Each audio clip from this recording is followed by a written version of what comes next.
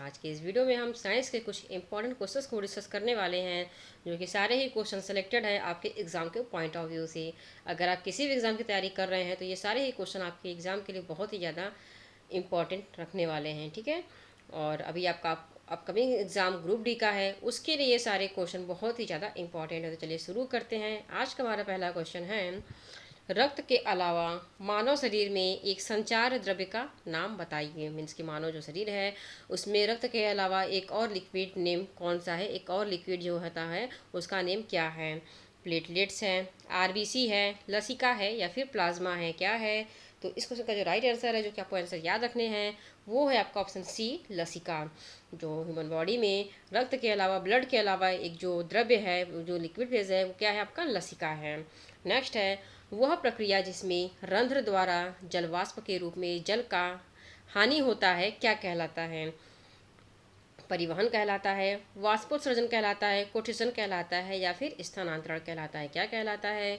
किस प्रक्रिया द्वारा रंध्र द्वारा जलवाष्प के रूप में जल का हानि होता है। तो जो यह क्रिया होती है वो होती है आपकी वाष्पोत्सर्जन की क्रिया होती है।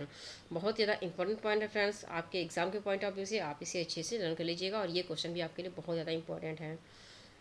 हमने पहले आपसे बताया कि जितने भी क्वेश्चन हैं हमने सारे सेलेक्टेड लिए आपके एग्जाम के पॉइंट ऑफ व्यू से, तो सारे ही क्वेश्चन आपके लिए बहुत ज़्यादा उपयोगी हैं, इसलिए क्वेश्चन को अच्छे से देखिएगा, लर्न कीजिएगा। नेक्स्ट क्वेश्चन है आपका, विद्युत प्रतिरोधकता की एसआई यूनिट क्या है। ओम मीटर है, ओम है, कुलम है या फिर एम्पियर है, क्या है विद्युत प्रतिरोधकता की एसआई यूनिट। तो इस क्वेश्चन का जो राइट आंसर है वो है आपका option A, ohm metre. Next है, आयोडीन ठोस के ऊर्ध्वपातन पर बनने वाली वाष्प का रंग क्या होता है। बैंगनी होता है, रंगहीन होता है, पीला होता है या फिर नारंगी होता है, कौन सा रंग होता है। तो इस क्वेश्चन का जो राइट आंसर है वो है आपका बैंगनी। बहुत ही ज़्यादा इंपॉर्टेंट पॉइंट है फ्रेंड्स, आप इसे लर्न कर लीजिएगा क्योंकि एग्जाम में पूछे जा सकते हैं। नेक्स्ट क्वेश्चन है आपका, वह धातु जिसे मिट्टी के तेल में संग्रहित किया जाता है क्या है। फास्फोरस, मैग्नीशियम, लिथियम या फिर पोटेशियम, सोडियम, कौन सी धातु है जिसे मिट्टी के तेल में संग्रहित किया जाता है। तो जो वह धातु है वो क्या है आपका, पोटेशियम सोडियम। नेक्स्ट है, माँ के शरीर में भ्रूण को पोषण कैसे मिलता है। गर्भाशय के द्वारा, फैलोपियन ट्यूब के द्वारा, प्लेसेंटा के द्वारा या फिर गर्भाशय ग्रीवा के द्वारा, किसके द्वारा भ्रूण को पोषण मिलता है, माँ के शरीर में। बहुत ही ज़्यादा इंपॉर्टेंट पॉइंट है फ्रेंड, आप इसे डबल स्टार टिक कर लीजिएगा। और इस क्वेश्चन का जो राइट आंसर है वो है आपका ऑप्शन सी, प्लेसेंटा। प्लेसेंटा के थ्रू भ्रूण को पोषण मिलता रहता है। नेक्स्ट है, नैनोमीटर एक है, क्या है, सूक्ष्म दूरी मापने के लिए प्रयुक्त उपकरण है, माइक्रो दूरी मापने के लिए प्रयुक्त उपकरण है, सूक्ष्म दूरी मापने के लिए इकाई है या फिर माइक्रो दूरी मापने के लिए एक इकाई है, क्या है। तो जो ये नैनोमीटर होता है वो है आपका सूक्ष्म दूरी मापने के लिए एक इकाई है, ऑप्शन सी, सूक्ष्म दूरी मापने के लिए एक इकाई नैनोमीटर है।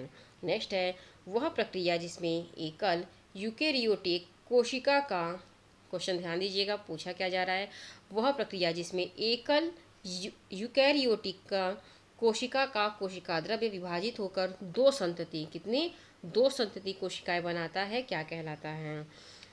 कैरियोकिनेसिस, साइटोकिनेसिस, अर्धसूत्री विभाजन या फिर समसूत्री, क्या कहलाता है। जो क्रिया होती है वो क्या कहलाती है, तो वो समसूत्री कहलाती है। नेक्स्ट क्वेश्चन है, वृत्ताकार डीएनए उपस्थित होता है राइबोसोम में, राइबोसोम क्लोरोप्लास्ट में, राइबोसोम माइटोकॉन्ड्रिया में, माइटोकॉन्ड्रिया और क्लोरोप्लास्ट में, किसमें होता है वृत्ताकार डीएनए। ये जो होता है वो आपका होता है ऑप्शन डी, माइटोकॉन्ड्रिया और क्लोरोप्लास्ट में वृत्ताकार डीएनए उपस्थित होता है। नेक्स्ट है, जब तेल पानी पर तैरता है तो पानी की सतह तनाव, जो पानी की सतह पर जो तना होता है तुरंत गायब हो जाता है, काफ़ी घट जाता है, बढ़ जाता है या फिर अप्रभावित रहता है जब तेल पानी पर तैरता रहता है। जब आप देखते होंगे जब कभी पानी में अगर आप किसी तेल को डालिएगा तो वो ऊपर तक की ओर तैरता रहता है, इसी चीज़ को पूछा जा रहा है। क्या होता है, जब पानी की सतह पर तना होता है तो वो उस पर कोई प्रभाव नहीं पड़ता है, क्योंकि वो मिक्स ही नहीं होता है, ना ही नीचे जाता है, वो अपनी जगह पर रहता है, तो ये अप्रभावित रहता है। बहुत ज़्यादा इंपॉर्टेंट पॉइंट है फ्रेंड्स आपके एग्जाम के पॉइंट ऑफ व्यू से। नेक्स्ट है, दोनों आंखें खुली होने पर व्यक्ति को देखने का क्षेत्र लगभग कितना होता है, कितने डिग्री का होता है? 90 डिग्री का होता है, 150 डिग्री का होता है, 180 डिग्री का होता है, या फिर 360 डिग्री का होता है? तो जब दोनों आंखें खुली होती हैं तो जो व्यक्ति का जो देखने का क्षेत्र होता है वो लगभग 180 डिग्री होता है। अगर आपसे ऑप्शन में सिर्फ 150 दिया रहेगा, मीन्स कि 90 डिग्री दिया है, 150 दिया है, 360 दिया रहा, और अगर कोई डिग्री दिया रहेगा तो आप वहाँ पे 150 लिख सकते हैं। अगर आपका दोनों ऑप्शन दिया है तो आपको 180, क्योंकि 150 से 180 डिग्री तक देख सकते हैं अपने दोनों आँखों से। क्योंकि यहाँ पे 180 डिग्री दिया हुआ है तो आपको यहाँ पे 180 डिग्री को टिक करने हैं। नेक्स्ट क्वेश्चन है, तिल चट्टे के हृदय में आलिंद की संख्या होती है? 13 होती है, 7 होती है, 6 होती है, या फिर 8 होती है? तो जो तिलचट्टा होता है उसके हृदय में आलिंद की संख्या कितनी होती है? 6 होती है। कितनी होती है? 6 होती है। बहुत इंपॉर्टेंट पॉइंट है फ्रेंड्स, इस टॉपिक से एग्जाम में काफ़ी क्वेश्चन पूछे जा रहे हैं, इसलिए आपको इसे लर्न करने हैं। नेक्स्ट क्वेश्चन है, गति के लिए यूग्लिना जीव किसका उपयोग करता है? सेलिया का, स्यूडोपोडिया का, फ्लेजिला का, या फिर स्पर्शक का? किसका प्रयोग करता है जो यूग्लिना जीव होता है? तो ये जो यूग्लिना जीव होता है वो आपका फ्लेजिला का उपयोग करता है। किसका उपयोग करता है? फ्लेजिला का, क्योंकि उसका जो स्ट्रक्चर होता है वो इस टाइप से थोड़ा सा कुछ होता है, मीन्स कि पत्ते की तरह होता है, और यहाँ पे थोड़ा सा धागे की तरह का बना होता है स्ट्रक्चर, और इसे ही फ्लेजिला कहते हैं। और चूँकि ये अमीबा जो होता है, अमीबा का जो स्ट्रक्चर ऐसा होता है जो फिंगर टाइप से होता है, तो इसे स्यूडोपोडिया कहा जाता है, और ये उसी के थ्रू गति करता है। ये पॉइंट आपको याद रखने हैं। नेक्स्ट क्वेश्चन है आपका, पिता का ब्लड ग्रुप बी है और माता का ब्लड ग्रुप ओ है, तो बच्चे का ब्लड ग्रुप क्या हो सकता है? ए हो सकता है, ए बी हो सकता है, बी हो सकता है, या फिर कोई नहीं। क्या हो सकता है? तो जब पिता का ब्लड ग्रुप बी है और माता का ब्लड ग्रुप ओ है तो बच्चे का ब्लड ग्रुप बी होगा। ऑप्शन सी बी होगा। नेक्स्ट क्वेश्चन है आपका, सरसों के तेल में कौन सा अम्ल मौजूद होता है? टार्टरिक अम्ल होता है, फार्मिक अम्ल होता है, ओलिक अम्ल होता है, या फिर कोई नहीं होता है? यहाँ पे ओलियक होगा। यहाँ पे जो आपका ये ऑप्शन सी है वो क्या होगा? आपका ओलियक होगा। ओलियक, ओलियक अम्ल। सरसों के तेल में जो अम्ल मौजूद होता है वो आपका ऑप्शन सी ओलियक अम्ल होता है। कौन सा अम्ल होता है? ओलियक अम्ल होता है। नेक्स्ट है, कवक में पोषण की विधि होती है। जो कवक होता है उसकी पोषण की जो विधि होती है वो किससे होती है? मृतपोषी या परजीवी से होती है, केवल परजीवी से होती है, ऊपरी दोनों से होती है, या फिर दोनों नहीं से होती? किससे होती है? तो जो कवक होता है उसका जो पोषण होता है वो मृतपोषी या परजीवी दोनों से होती है। नेक्स्ट क्वेश्चन है, निम्न में से कौन सा वायरस रोग नहीं है? क्या पूछा गया है? क्वेश्चन ध्यान दीजिएगा कि वायरस रोग नहीं है। डेंगू है, एड्स है, टाइफाइड है, या इन्फ्लुएंजा है?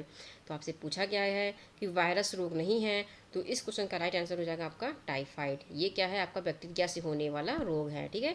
और ये जो तीनों हैं आपके, डेंगू, एड्स, इन्फ्लुएंजा, ये आपके वायरस रोग हैं।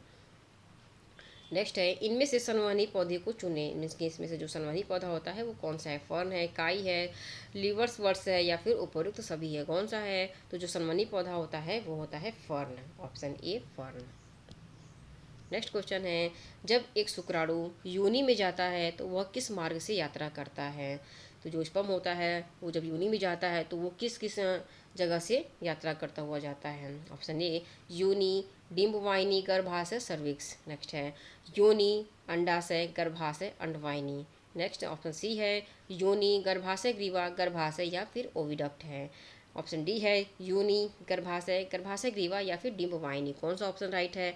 जिससे कि शुक्राणु जो होता है वो योनि में जाता है। तो इस क्वेश्चन का जो राइट आंसर है वो है आपका ऑप्शन सी योनि, गर्भाशय ग्रीवा, गर्भाशय ओविडक्ट। बहुत ज़्यादा इंपॉर्टेंट टॉपिक है फ्रेंड्स, आपके एग्जाम में काफ़ी क्वेश्चन इस टाइप से सीक्वेंस में पूछे जा रहे हैं, तो ये आपको अच्छे से लर्न कर लेना है। नेक्स्ट क्वेश्चन आपका, पॉलीविनाइल क्लोराइड किस प्रकार का पॉलीमर है?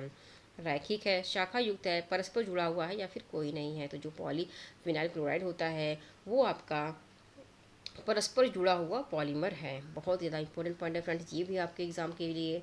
तो फ्रेंड्स आज के लिए बस इतना ही, मिलते हैं अगले वीडियो में एक नए टॉपिक के साथ। वीडियो अगर अच्छी लगी तो चैनल को सब्सक्राइब कर दीजिए, लाइक और शेयर कर दीजिए। Thank you.